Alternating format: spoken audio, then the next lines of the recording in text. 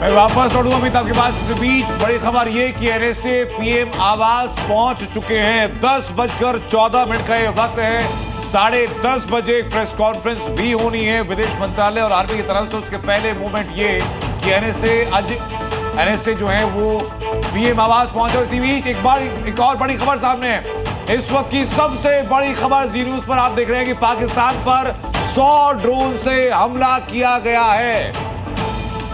पाकिस्तान पर भारत की तरफ से मुंहतोड़ जवाब लगातार दिया जा रहा है और अब तक जो ड्रोन्स को डिप्लॉय करने की कोशिश पाकिस्तान लगातार कर रहा था भारत के अंदर, अब भारत ने उसमें रिटेलिएशन किया और 100 से ज्यादा ड्रोन्स के साथ पाकिस्तान पर हमला भारत ने कर दिया है। सरगोदा एयरबेस की तस्वीर अभी आपको हमने दिखाई है। देर रात से आपको लगातार दिखा रहे वो 3 एयरबेस जहां पर की 4 एयरबेस जहां पर की भारत ने अटैक किया, वहां पर तबाही मचा दी। मेरे सहयोगी प्रत्यूष लगातार हमारे साथ बने हुए। प्रत्यूष, ये बड़ी अपडेट है, भारत की तरफ से 100 ड्रोन से हमला एक साथ किया गया।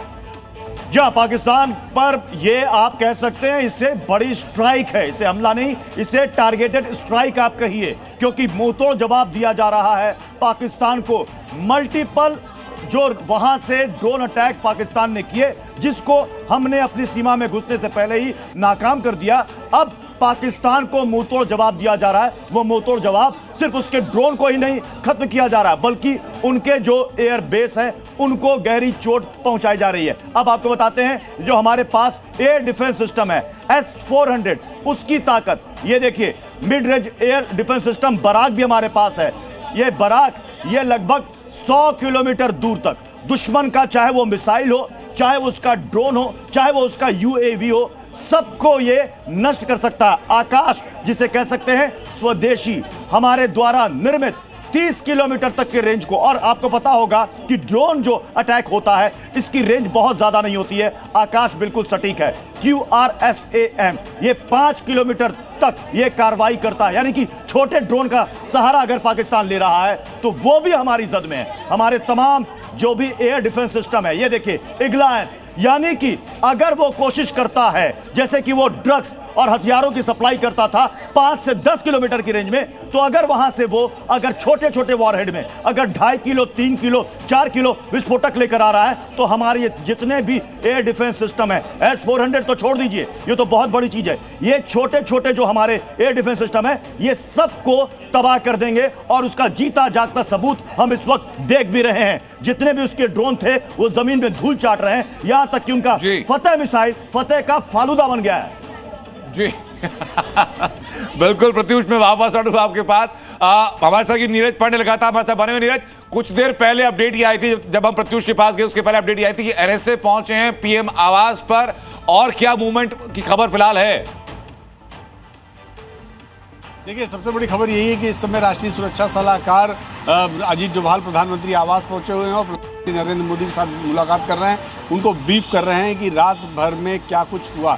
अब तक की जो सारी जो जानकारियां हैं वो प्रधानमंत्री को दे रहे हैं। इससे पहले आप देखें, कल रात में 11 बजे तक खुद यहाँ पर रा चीफ एनएसए और इसके अलावा एक्सटर्नल अफेयर्स मिनिस्टर और फॉरेन सेक्रेटरी, चारों लोग प्रधानमंत्री आवास पर थे। लंबी मुलाकात चली, लंबी बैठक चली और उसके बाद करीब ये 11 साढ़े 11 बजे के आसपास खत्म हुई थी।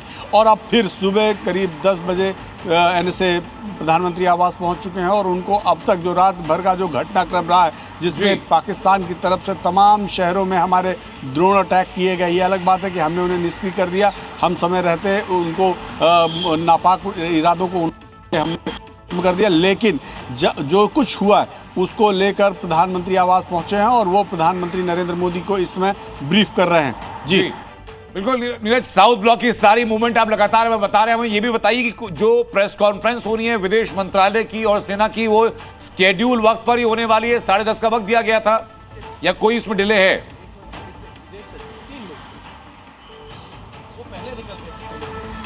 जी चंदन, फिर से अपना सवाल दोहराएंगे?